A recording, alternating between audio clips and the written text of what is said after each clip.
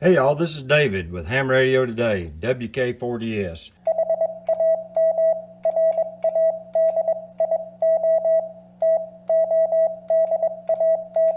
How to save your most frequently used settings so that when you turn it on, it automatically boots up with what you normally use. So you don't have to go through this little menu. Let me get it all every time of picking the stimulus and picking the display and the traces and all of that jazz.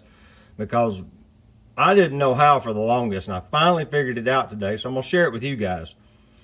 The key is you pick everything you're gonna do. You pick your traces, which traces you're gonna do, turn on your traces you're gonna use, and then what you're gonna do with those traces. And they're gonna be a Smith chart, it's gonna be resistance and inductance or capacitance, and then the other one is gonna be SWR, not log mag.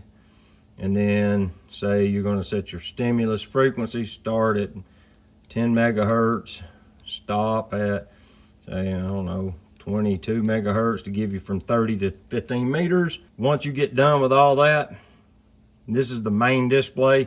You can always tell on the simple little nanoVNA Model H, like I have here. I have two of them because they're very inexpensive. To know when you're in the main menu, it says display at the very top. I wanted to be able to save those settings. Now I looked in configure and I looked in SD card, saving it and all that, and none of that worked. And then finally, I dug around long enough till I found the magic. And the magic is you go to calibrate. And then once you're into calibrate, you hit calibrate, and then you go through the 5 calibration steps. And then when you're done, you hit done. Save it in the very first menu choice. Menu 0 or menu 1, whichever the way yours is set up. Usually this will have default stuff in it, like it says here, 50 kilohertz to 900 megahertz. It'll say that in this one. Save it here, because if you save it there, I'm not going to save this because it'll overwrite my setup. But once you save it there, that's the one it reads on boot up.